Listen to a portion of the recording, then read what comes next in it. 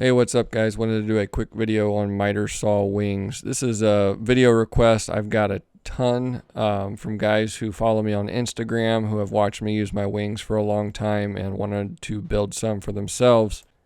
I've had a ton of questions over the years about these wings, and it's time for me to build version 2.0 and hopefully answer a lot of those questions that have been asked and give a more in-depth build video on these wings. So in this video, I just want to go over a few of the things I'm going to be changing and a few of the things I'm going to be keeping. So let's jump right into it. One of the first things you noticed is I've got window hasps. I believe they're called window hasps here that lock the two sides together. These worked out pretty well. I may change these out to some toggle clamps just for a little bit more solid latch, but I never had any issues with these. But I think they could be a little bit better with some toggle clamps. The way these nest together for alignment was really simple. I just used some my Festool domino, and I permanently installed a couple dominoes on one side of the wings and put some mortises a little bit wider on the other side. That way it's pretty easy whenever putting these back together. The mortises find the dominoes and everything lines up, and then you can just lock it together. I don't think I'm going to change anything there. One of the biggest things I want to change is the mechanism that I use to attach the wings to the saw. I used to run the Festool Capex, and if you know that saw, it has a V-notch on the side that accepts either the UG stand wings, or in my case, these miter saw wings I used to actually use with a Capex. So I had to adapt a system to the DeWalt so that this connection point would be like the Capex. I no longer need to do that because after burning up 2 Capexes in 3 years, I won't be going back to that saw. So I also want to find a system that will work for other guys that'll be really easy to do, easy to install, and not expensive. These brackets were fairly expensive, I think about 50, 60 bucks a piece. Plus I had to have this custom welded and installed, which also wasn't easy. So I think I've got a better idea for attaching the wings to the saw on version 2.0. One of the things I like best about this system for attaching is that I could loosen this and I can slide the wing forward or backwards if I want to. That is a nice feature, but the system I'm thinking of using on version 2.0 won't have that capability. Something I plan on keeping that I was really happy with is the system I use to support my my table leg. So there's a hole on this backside that accepts this apparatus, and this allows me to twist this collar, and that will either drop or raise the table really easy. So it makes adjustment a piece of cake, and it's very strong, and it keeps that leg from getting kicked out. This leg here was actually a material support stand, the kind that has the roller on top. So I eliminated that roller on top and I cut off the other leg that would normally bump out here, and I strapped a couple metal collar ties around this to keep it all nice and tight. So that made a really great leg for this thing. The downside is these are steel and they're heavy. So I'm gonna try and improve this by using square tube aluminum and making my own legs on the next version. We'll see how it goes, but I feel like I can make a lighter weight leg for the same or less cost and less time than what it took me to kind of fabricate these from something I purchased in the store. Whenever I first made this, I actually have 4 different stop blocks for use on this track. And I made it so that I would be able to have 2 stop blocks per side. I found out over the last couple years I only ever use 1 stop block, and I always use it on the right side of the saw. So a big change will be I'll be removing this track on the back, which will reduce weight and it'll be 1 less thing sticking out. I won't be dadoing in these slots for tape measures here and here, so that'll also be eliminated. My crown stop slots are one of the most important aspects of this saw, and I also have my crown stop stowed away on the underside of my right wing. So I can slide that in there and that works really well, and it's always with the wings. I'll be keeping that all the same for crown. It works great. I'm not going to change anything.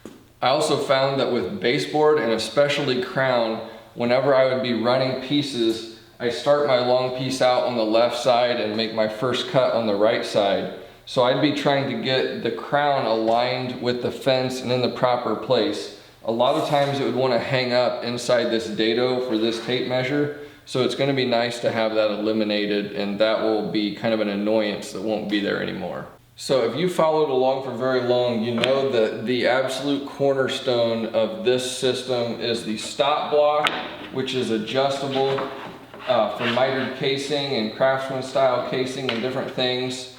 That's huge. This is a fast cap best fence stop block. So this plastic assembly, you have to buy this from Fast Cap. And the key for this to work well is it's got to be able to sit up like this for whenever you're using the offset style stop block. So if you want to copy this system, this is really important. For that all to work, the thing that I found works best is this T-track style, and I'll have this in the links. But this whole deal is key. Add to this the magnetic tape system, which is adjustable. This is just a steel tape, and you can move it back and forth to recalibrate your saw so it's always perfect and it's where you need to be. That's huge. That'll all stay the same. Underneath this tape is actually magnetic tape, and that's what allows that tape to pop right back in place. Up here in front of my adjustable tape for my stop block, there's another tape measure. The whole purpose of this was to be able to take, say, a piece of window casing, plop it down up here, and align your inside miter cut with the edge of this. Then you can just use this tape to mark your measurement, so you wouldn't have to pull out your tape to mark. You just line it up, mark your measurement, and then go to town. I find that because I'm using my stop block system usually to cut casing, I don't actually use this very much. But if I was to build this and I didn't have this stop block system, I would use this a ton. So I may still add this. I haven't decided for sure yet or not. So then of course, all the way down at this end of the saw, this is where my coping jig gets slid in these miter tracks. This will stay exactly the same. I'm very happy with this.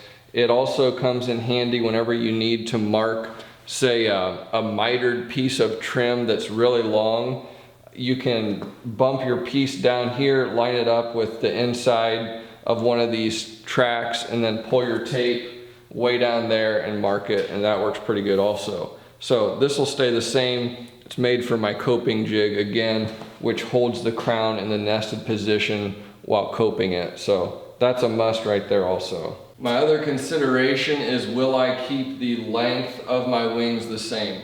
These wings are designed so that you can make a mitered cut for a full 6/8 door casing with the stop block from either side. That's why they are the length that they are. That's really important, and I'm going to keep that the same for that reason, to be able to cut door casings. But also, I hate material support stands. And I've found that this length is the perfect length. I can have a full 16-foot piece hanging off this side and make a cut easily in a well-balanced way. So this length works great for me with my workflow, trimming new homes, working with 16-foot material. If you don't have a lot of space, you may want to make shorter wings. But I find this length has been perfect for me. And on this side, it's 93 inches from the end to the blade center. And on this side, it's 90 inches because this is a sliding miter saw. One side is actually wider than the other. That's why this is a little bit longer. But that worked out really great for me. Now, as far as depth, I think I'm going to keep the wings exactly the same. I wouldn't go any narrower. If anything, I would like them to be a little bit further out, because a lot of times when I'm cutting baseboard and things, I actually stack quite a bit up here while I'm cutting back here. So if anything, I might go a little bit wider, but otherwise I'll keep everything the same. Thickness wise, this is 3/4 inch pre-finished plywood. I found that worked really well. And then the nosing, I'm gonna keep the exact same also. This nosing is 2 5/8 inches. That's important because you need enough thickness to allow your legs and your stop block and your crown fence to all nest inside the wings. So I'm gonna keep that the same also. One of the biggest changes is gonna be the mechanism that I use to attach the wing to the saw. I wanted something low cost and that would be easy for other guys who would be building these to install themselves, that wouldn't take a lot of time or skill. Thought about it, and the best thing that I came up with was actually to use a hinge. So one side of the hinge will always be screwed to the saw, the other side of the hinge will always be attached to the wing, and then we'll just insert the pin to attach the wings to the saw. Yes, it is going to require probably a punch and a hammer to take the wings on and off, but I think this is going to be a really sturdy system, and it's going to be very cost effective and easy to install. What I have here took a lot of specialized time and purchases to make this work, and I want to get away from that for me, for the guys watching the video, and then also if I have employees in the future and I want to outfit them with good wings, I want something that's easy to do. So that's one of the reasons that I'm changing to a different system from what I have here. Another key point that I consider is how am I going to store this in my van. I want something that takes up a minimal footprint and is easy to stow away. I see a lot of big kind of like Polk style setups that require a lot of space. They're awesome, they'd be great to work off of, very sturdy, a lot of storage and stuff like that, but they just aren't practical from a space standpoint. So I want to keep a design that'll stow away really easily, and that's one of the reasons I'm also staying with this style. I do wish that they would be a little bit shorter so that I could store these vertically in my van. I've got a high roof extended van which will allow about 70 to 73 inches of height, I believe, and these are 78 inches long. So it's just right there, but I don't think I want to make these any shorter. Because of that, I have to store these up on the top shelf in my van, which works fine. It would be nice to have more options to be able to store them vertically, but for now, the way I have my van set up, this will work fine. This is the square tube aluminum bar stock that I purchased to make my new legs out of. So we'll see how this goes.